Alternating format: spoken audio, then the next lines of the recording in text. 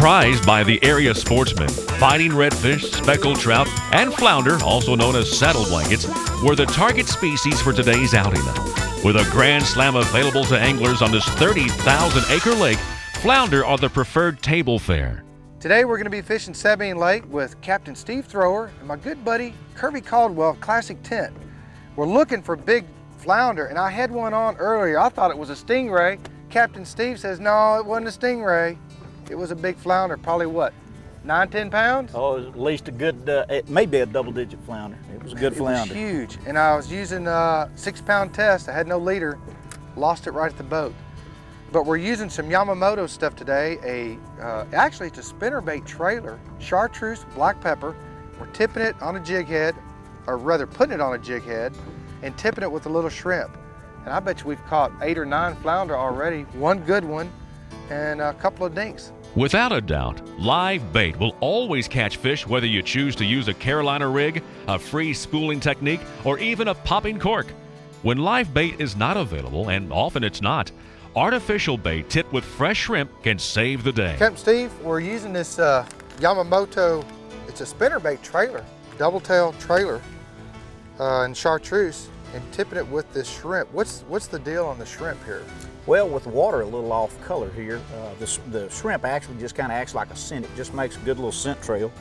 When you make sure you've got fresh dead, make sure you make a good clean cut on it. It just gives it a chance to ooze some oils out of the shrimp, and it just makes a good shrimp trail. Of course, the chartreuse color enables the fish to see the bait in this off-color water. So it really makes a good combination. Earlier, you were saying go through the shell because that's going to have a tendency to help hold the bait, right? Absolutely. If you'll take, I always leave the shell on. It just kind of secures the bait to the jig head just a little bit better.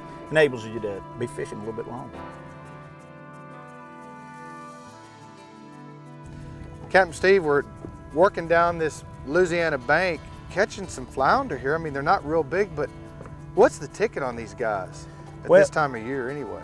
Well, of course, the spring run, we're right at the end of the spring run for flounder, and it's flounder, they stage in areas just outside these little bayous out here, and as soon as we get a little tide flow, they'll move up kind of into the mouth of the bayous and kind of be prepared to ambush all the bait fish that come out. And as soon as we get a little tide flow a little later in the morning here this morning, we should pick up a few more flounder than we picked up, even though we picked up 8 or 9 flounder, I guess, so far. But it should improve here with just a little bit of time. And of course, you never really know what you might catch when fishing on Sabine Lake, like this feisty little redfish Captain Steve just hooked up with. You know, when you're fishing Sabine Lake, tides play a very important role as far as the fish, oh geez, missed him. Fishing goes, I guess trout, flounder, redfish, they're all pretty much influenced by tidal fluctuations, aren't they? They are. Tidal flow affects all the game fish here, and it especially trout and redfish. But it's been my observation that if we actually can either catch an outgoing tide or even in a dead tide, you can still catch some flounder. But when the tide is definitely falling, that seems to be the best tide that we can possibly have to catch flounder. Now you're talking about when the tide's coming out, right? Right, when it's coming out of the marsh. Like I said, the flounder stage in areas along this bank. That's why we're able to pick up a few flounder all along these banks around the mouths of these little bayous. They stage up here and kind of prepare for that tidal movement. And as the tide starts to dump bait out of the marsh, they'll stage up inside right up in the mouth of each little bayou, and that's your prime time to fish. If you can have a change in light and a change in tide at the same time, when you can actually catch that change at daylight or catch that change right at dark, that's the best time you can possibly fish.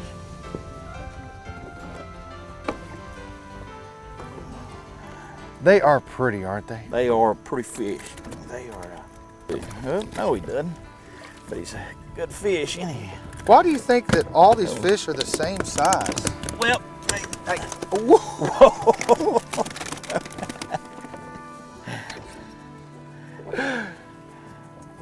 Of course, these will all be the fish that they'll grow some this summer.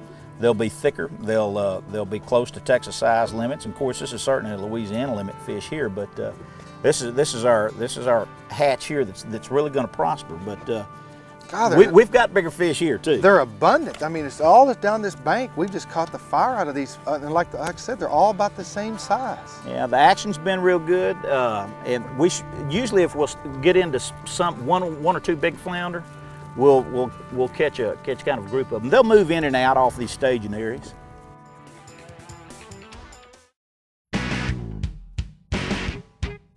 This is Ultra Point. And it'll change the way you fish. Some hooks are sharp, some hooks are strong. Only one is both. Only one hook can do this. The needle point's not dull. It didn't roll, it's still perfect. There's only one, Ultra Point. Using any other hook would be pointless. Ultra Point. Ultra Point.